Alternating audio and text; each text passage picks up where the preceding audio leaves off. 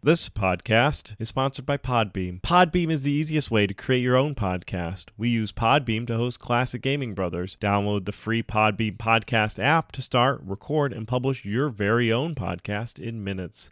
Podbeam provides everything you need to run your podcast, and you can record and publish episodes directly from the app on your phone. Download the free Podbeam app today. That's Podbean. Head over to Podbeam at www.podbeam.com for your first 30 days of podcast hosting for free. Check it out. And pottery insurance from Classic and Gaming and Brothers. Are you worried that a small green elf will break into your home, smash your pots, and steal your valuables that you keep in those pots? Fear no more. Pottery insurance protects your pots, jars, and urns from would-be adventurers and their B&E habits. Pottery insurance. It protects your pots, not your pans.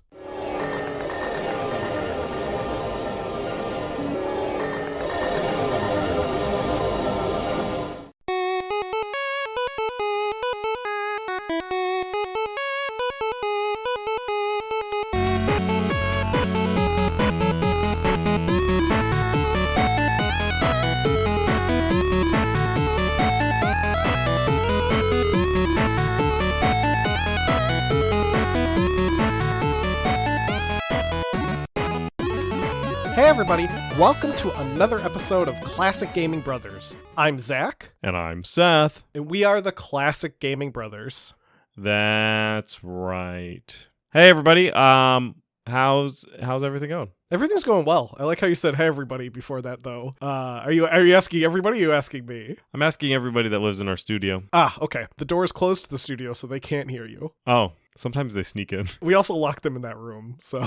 I mean, they're locked all throughout the studios. But anyway, so how have you've been doing? You've been hanging out? Yeah, I guess so. That's what I usually do. What have you been playing recently? Recently, Seth, I've been playing the game Zeitgeist. Not to be confused with the 2022 game by Sample Text Studios, which is available on Steam, and did confuse me when I was trying to look up this game. I've been playing the 1996 rail shooter by Taito. I actually had been looking for this game for a bit, and I thought it was called Zeitgeist for some reason. And every time I tried to look up Zeitgeist, I would get directed toward weird conspiracy theory videos. So one day I was talking to Seth, and I said, hey, do you remember that game that Dad used to have on his computer? And I was like, I think it was called Zeitgeist, but I'm not sure. And Seth said, it's this. And he sent me the archive.org link, and we were good to go. It's one of my hidden talents is finding obscure video games from the past. Now, it probably also doesn't help that the game went by a different name at times. It was released on the PS1 as Jupiter Strike, and in Japan for the PS1 it's Zeitgeist, and PC it's known as Zeitgeist in North America. So it goes by a few different names, but it's all the same game. And I originally played the game a long time ago, as our dad either had or still has a copy. I don't know, I haven't looked for it in a while, of this game, and I used to play it on his IBM Aptiva S, and also on his ThinkPad. It's a fun little, arcadey space shooter, though I did originally have trouble getting it to run on my Windows 11 PC, so I put it through PCEM, and using my Windows 98 build for PCEM, was able to get it working. It's a fun game. It reminds me a lot of Star Fox, a bit grittier in terms of the graphics, not saying there's blood and gore or anything, but where Star Fox is very cell shaded, this has a bit more realistic looking textures and stuff like that. In the game, you're playing as a starfighter pilot, and you have to fight aliens and avoid asteroids. One thing I really like is the sound effects in the game. They kind of sound like they were taken from other arcade games of the time. I wonder if there's just a repository of arcade sounds that a bunch of the same companies used. In any case, I've been enjoying Zeitgeist, and I'll probably go back and play it, though it'd be nice to find a way to get it to run properly on my Windows PC. I'm sure there is a way, I just haven't had a chance to play around with it that much. For now, I have to play it with PCEM. And who knows, maybe I'll hunt down a PS1 copy at the next convention that Seth and I go to. Just for anyone who's tuning in and who doesn't know about PCEM, PCEM is an emulator, but instead of emulating software, it emulates hardware. And the hardware that it emulates is old computer hardware.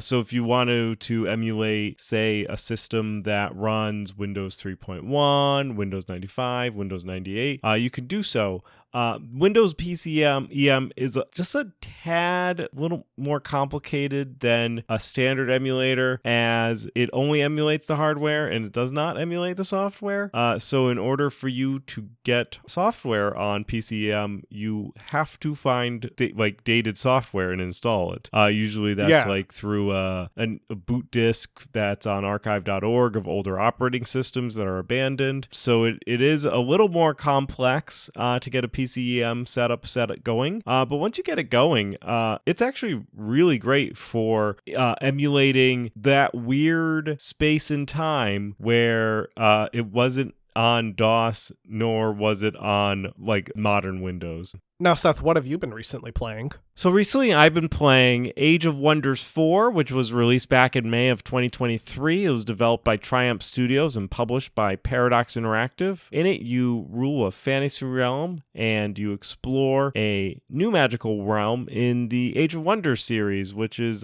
it's a pretty established series, been going on for a little while. I think they take breaks where there's long stretches where there's no Age of Wonders, and then all of a sudden they'll be like, oh yeah, by the way, new Age of Wonders. In it, you play a fantasy faction, and what's cool about this one, and I'm not sure if it's in previous ones, but you can kind of design your faction from the ground up, and you get to pick, you could be I want to be humans that ride wolves or something. I decided to play elves who are a little reclusive, but are good at shooting things, and also that they ride wolves. So they're foresty elves. I played about an hour of the game and then I had to go to bed.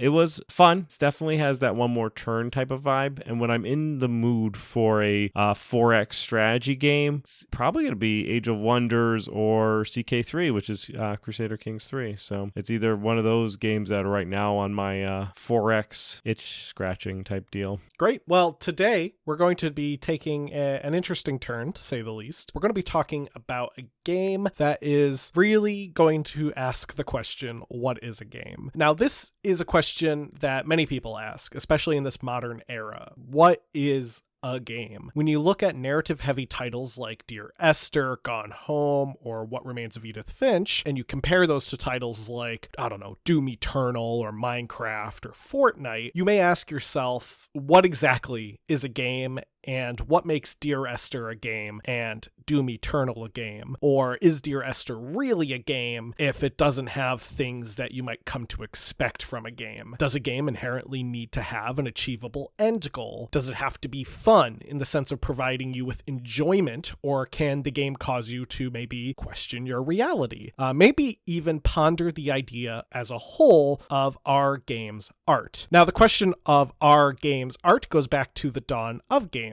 I actually saw something from 1983 or so that posed the whole question of, are video games a new form of art? Now, it's a hotly debated topic amongst people, but one of the games that may come up in these conversations is LSD Dream Emulator, developed by Asmik Ace Entertainment. Asmik Ace Entertainment was the result of a merger between two companies, Asmik Corporation and Ace Entertainment, in 1997. Asmik Corporation was founded in 1985 in Japan. It was a subsidiary of the Sumitomo Corporation. The company worked on various games for the Famicom and Game Boy throughout the 1980s, including The Conquest of the Crystal Palace for the Famicom, the Altered Beast Famicom port, and their own games featuring their mascot, Asmik-kun, a pink dinosaur. The other corporation, Ace Pictures, was founded in 1981 and was, as the name implies, primarily focused on producing films, as it was part of the Nippon Herald Films Company. Now, the newly formed Asmik Ace Entertainment would start producing both games and movies. With the 8-bit era coming to an end, they had shifted over to the 16-bit era and began producing games for the SNES and Sega Genesis, and soon after, they moved on to PS1, N64, and later the Dreamcast. It was after this merger that development eventually began on LSD Dream Emulator. The game was designed by Osamu Sato, a Japanese digital artist from Kyoto. Sato previously had put albums of ambient music out, such as his 1983 album Objectless. In 1989, Sato founded a company, OSD, and began working with CD-ROM technology in the 1990s. As he wanted to see what the new technology technology was capable of. Reportedly, he never intended to make video games, but rather he wanted to find new ways of creating art and saw the game platforms as a way to go about this. Due to the work he had done on other projects before, he had some spending cash and decided to buy a Mac 2. Prior to working on LSD Dream Emulator, Sato had previously dabbled in the world of video games, with his first being Eastern Mind: The Lost Souls of Tong Nu, a point-and-click adventure game released in 1993 for Mac and Windows. In Eastern Mind, you play as a man named Rin, who loses his soul and is given an artificial soul that has a 49-day lifespan. It's your job to recover your soul by finding a mythical location called Tong Nu. Part of the gameplay is having your character die, as you need to be reincarnated 9 times. According to an interview that was conducted by Red Bull Music in 2017,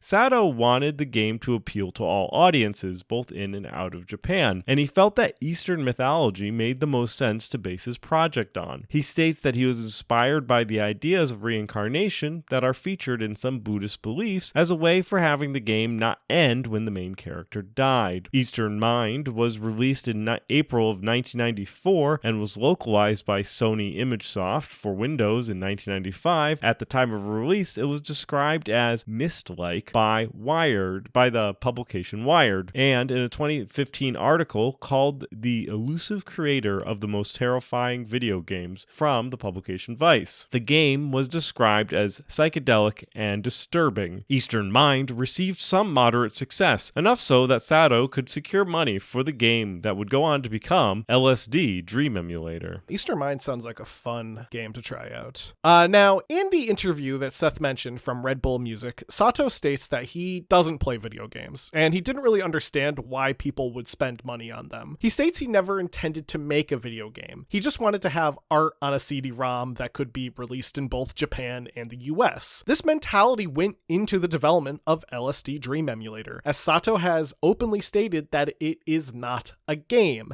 It's just an extension of his own artwork. He also said it was around when the PS1 and Saturn came out that he did have a chance to play a racing game that he became very engrossed with. He noted that if you crashed your car in the game would end. He wanted something like this to be used in his new game as a way to transition to different worlds. His thinking was that wouldn't it be cool if you were playing a racing game and you crashed your car, but instead of the game ending, it took you somewhere new, like the hospital. Imagine Midtown Madness. Every time you crashed your car, your character woke up in the hospital. Or in a different windy city. Now, the idea of finding ways to transition the players to the new dimension came from a thought that Sato had to appeal to non-gamers. He didn't want to have a project that was frustrating for people who might not be skilled at video games, as he personally wasn't skilled at video games. Now, the inspiration for LSD Dream Emulator's world stemmed from a dream diary kept by Hiroko Nishikawa, a designer at Asmik. Nishikawa had kept the dream journal for over 10 years, and it contained vivid descriptions of some of the odd dreams and nightmares that she had over that time period. The music in the game would be composed by Sato himself, as he was, as mentioned, a musician with a couple of albums out at the time. He used samples to create about 500 musical patterns to bring a chaotic feeling to the game, as he wanted this to resemble the chaos of dreams themselves. Now, the name of the game itself, LSD Dream Emulator, does come, in fact, as a reference to lysergic acid diethylamide. For those who don't know, this is also the recreational drug LSD. In the Red Bull Music interview, Sato stated that the name was chosen to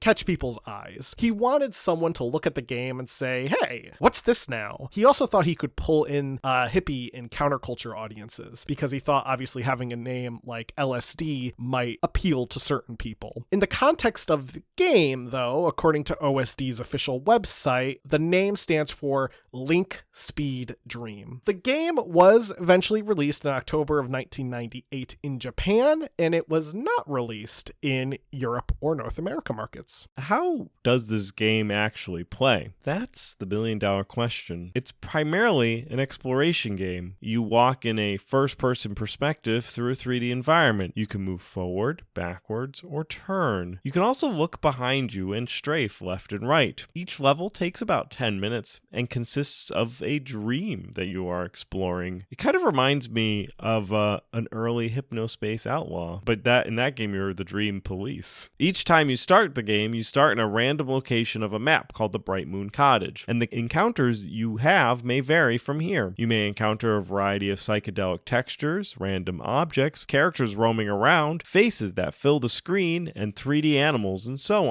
Some of the environments that you may find yourself in are a field, city, house, factory, or a Japanese village. Per many PS1 games of this era, there is usually a thin haze that extends out into the distance, which, while done for hardware restrictive reasons, such as not being able to create the draw distance that far, offers another surreal element to the game. A dream ends either after the 10 minutes elapse, if you touch certain things, or if you're killed. When you wake up, the game will make a note on whether or not you experienced a static, dynamic, upper, or downer dream. Static dreams tend to be more defined. Dynamic dreams feature more variety in textures and colors. Uppers are dreams that have a positive tone, and downers are more nightmarish. You can also travel between different parts of a location through means of linking, which can be done by walking into walls or into some objects. Now, there are a variety of locations, with the main ones being, per the LSD Dream Emulator fandom page,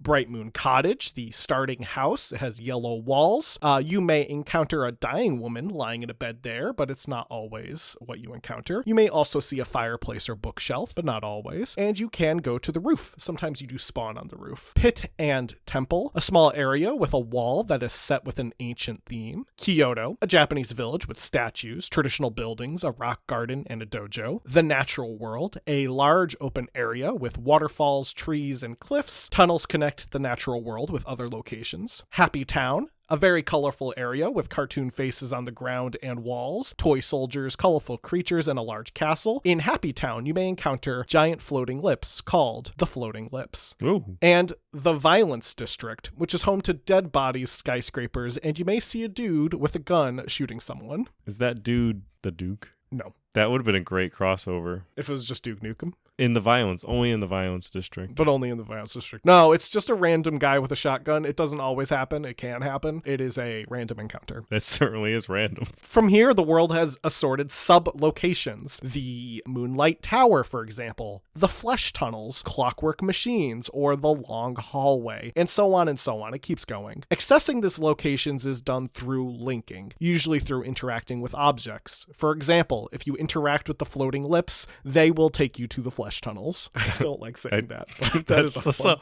horrible statement about floating lips taking you to a flesh tunnel. Somebody has just zoned out during this episode and just tuned right back in when you said, and then the floating lips will take you off to the flesh tunnel.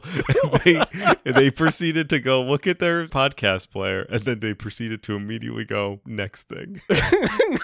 Now, with each dream that passes in the game, the world may become more dynamic and surreal. You may also encounter a humanoid figure called the Shadow Man, who will observe you. If you touch the Shadow Man, you will not be able to use the flashback tool, which is used to revisit the previous dream that you have. You'll also lose any progress that you've made. Each dream counts as a day. If you go through 365 days, you will reach the ending, which features a volcano and a weird twisting face. What's fun is when I looked up the ending of this game, every one of the comments said, I didn't even know this game had an ending. There are also random, rare events that can occur. Certain figures that appear in the game can suddenly be very large. You might see duplicated figures pop up in certain places where usually only one figure appears. For example, in the Flesh Tunnels, you encounter these small figures called fetuses, and sometimes you see multiple fetuses instead of just one. This is a rare, randomized event. You may also encounter a geisha who appears on a bridge and watches you, and when you get close to her head turns and faces you, and so on and so on. One of my favorite randomized events is sometimes there is an astronaut who falls out of the sky and lands in front of you, and his size may vary. Another event that can occur is stretching objects, where the world around you stretches to strange proportions. This can occur at random when interacting with certain characters or looking at certain objects in certain places. According to Sato, the random events have been well documented at this point, and in one of the interviews I read, he does not believe that there are any more that have not been found. So there was a period of time where people were like actively trying to chronicle all the random encounters,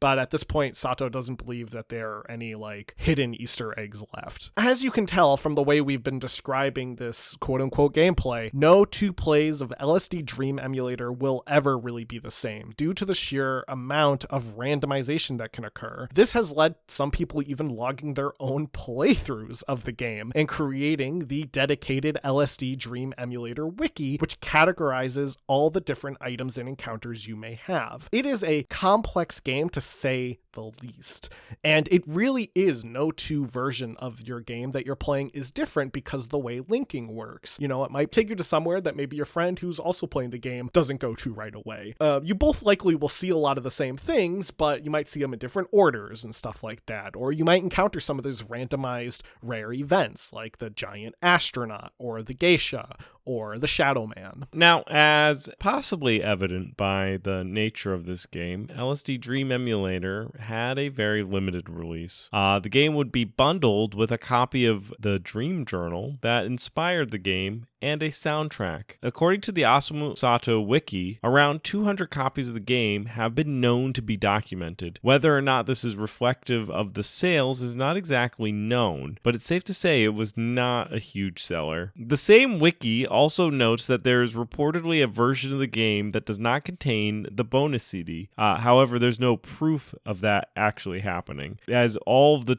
200 copies all have a bonus CD. I mean, we can have some, deduction and say, well, they probably sold more than 200, so maybe there's just stuff that's out there in the aether. Yeah, or like some random person bought the game and literally put it away on their shelf and didn't even realize people care this much about it, sort of deal. That's true. That's true. An archived version of the PlayStation website does make a distinction between the limited edition and the normal edition, as it has ID numbers for both of these releases. However, and oddly enough, the normal edition was reportedly cataloged by Sony after the limited version. Now, due to the obscurity, the game was initially unknown outside of Japan. As emulation became more prominent, however, the game has been dumped. It's grown a stronger following from people who have played it for the YouTubes. Either people watching people play this for YouTube and then deciding that they need to play this for YouTube, or playing it for YouTube so people can watch them play it for YouTube. It's a never-ending cycle of people playing and watching. It has also been featured in numerous articles and listicles from websites like crack.com. Sony would go on to re-release LSD Dream Emulator on the PlayStation Network in 2010 due to high demand. Reportedly, Sato also had noted an increase in younger people attending his art exhibits due to the game's legacy, which is great. In a contemporary review from Killscreen, the game has been described as one of the most unnerving and unpredictable weird video games ever made. And Hardcore Gaming 101 noted that no other game has so effectively conferred the feeling of an actual dream. I feel like for 2024, if the Classic Gaming Brothers do Extra Life, oh yeah, we gotta play this game. This will be a good 3 a.m. game. Yes, like the same level of tired that we were when we were playing Journeyman, we need to play for LSD Dream Emulator. Now, there is also a remake called LSD Revamped by itch.io user Figglewatts, which is currently available to be downloaded. The most recent version of LSD Revamped from 2023 is reported to have all interactive objects from the original game. This remake was built in Unity and is continued to be worked on. Current plans for the future include adding modding tools, the flashback functionality, special days, virtual reality support, rare events, and bonus features. And let me just tell you, virtual reality support for this game sounds like an actual fever dream. As of 2020, there is also an English version of the game that was translated by fans. And as of 2024, pricecharting.com values the game at $750 for both loose and complete copies, though a copy did sell as high as $1,750 in 2020. So the game is sought after. Sato himself has often kept quiet in his life, life and since the release of LSD Dream Emulator. The 2015 Vice interview that Seth had referenced earlier was actually one of the first times that he had done an interview in a very long time, and the 2017 Red Bull Music article was also a kind of obscure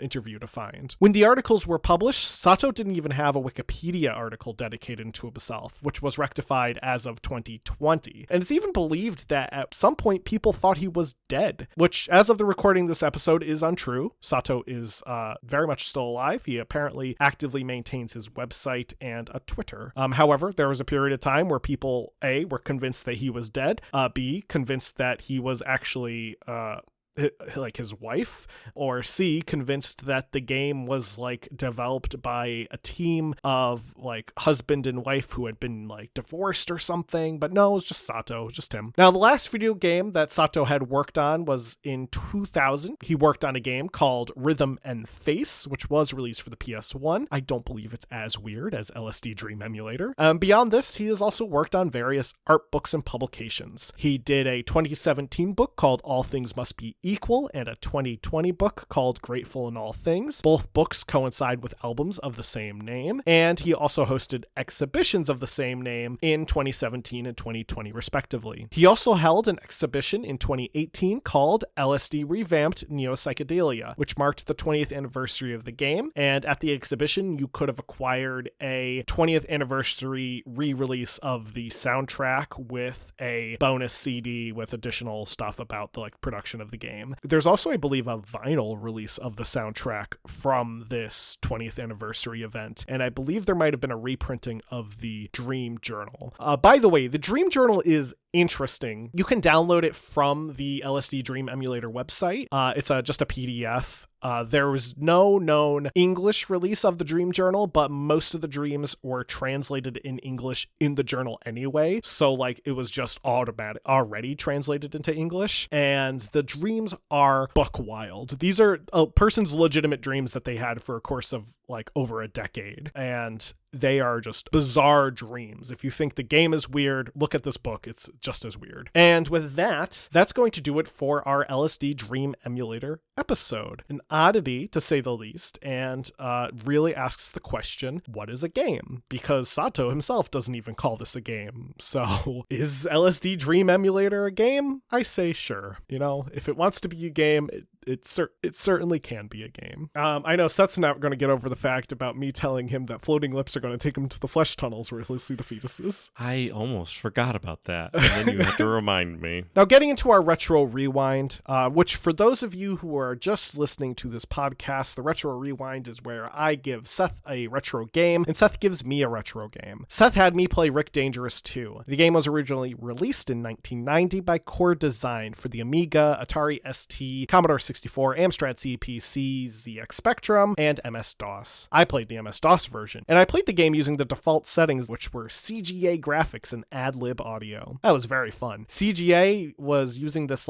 orange color scheme, and the ad-lib was very nostalgic for the type of sound effects it was producing because everything was blips and blops. The game is a platformer where you play as the titular Rick Dangerous, who must avoid getting killed by aliens. It's actually a rather tough game with it being very memory based. So for the first screen you're on, you walk forward and lasers start dropping down at you in kind of a pattern, and then one drops down at you at a different rate than the rest of them, throws you off and kills you, and then you have to repeat that level, and now that you know the pattern, you can get through it. And that's pretty much how the game goes. It's a lot of one-hit deaths, memorizing patterns, and just trying to get through the game without dying. It is a little frustrating, but I thought it was a fun kind of frustrating, similar to a more modern game called I Want to Be the Guy, which also has a very similar memory-based style of platforming. I did enjoy it. I thought it holds up. It's a nice little fun game to play if you like old MS-DOS games. I am interested in checking out the original Rick Dangerous now, which apparently is less about aliens and more about killing Nazis. Next week, Seth, I want you to play Mega Man for MS-DOS. Great. that is in line with the game that I played, that you had me play for this week, which was Mega Man 3 for the NES. Released back in September of 1990, it was developed by Capcom and published by Capcom, except in the European market where it was published by Nintendo. The Mega Man series of games was incredibly popular, and Mega Man 3 is situated between Mega Man 2 and Mega Man 4.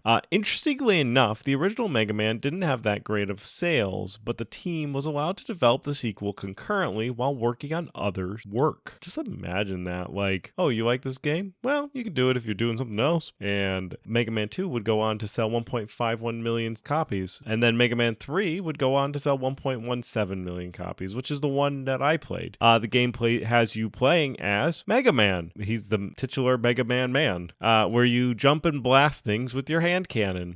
This game introduces the slide maneuver, which I forgot about it introducing until I was required to do the slide maneuver. I played specifically Sparkman's World, and it's an NES Mega Man game. It's tough, and I played a little bit of it, and then I died a little bit. I enjoy it, though. Mega Man's always a good time. I think 3 holds up, so if you like challenging action platformers, either play Rick Dangerous 2 or Mega Man 3. Next week, Zach, you can play Catfight, the ultimate female fighting game for Windows. Great. Well, thank you everyone for joining us for this episode. If you have ever played LSD Dream Emulator or have any thoughts on it, or if you happen to have a copy of it, let us know. Send us an email to classicgamingbrothers@gmail.com. If you want to follow us on social media, you can follow us on Facebook Classic Gaming Brothers, Instagram Classic Gaming Brothers, X CG Brothers Pod, Blue Sky CG Brothers Pod, and I believe we're on Threads now. We had an issue where we were on Threads, then we weren't on Threads, and I think we're back on Threads, and that is also Classic Gaming Brothers. If you like this podcast and you want to let your friends know about it, that's great. As we always used to say, tell 3 friends, because if you tell any more, then you're being annoying. If you tell any less, you don't have friends. You can tell those friends that we're available on Podbean and anywhere else that you listen to podcasts. With that, am I forgetting anything, Seth? Don't play games like my brother. And don't play games like my brother. I've been Seth. And I've been Zach. And we've been the Classic Gaming Brothers.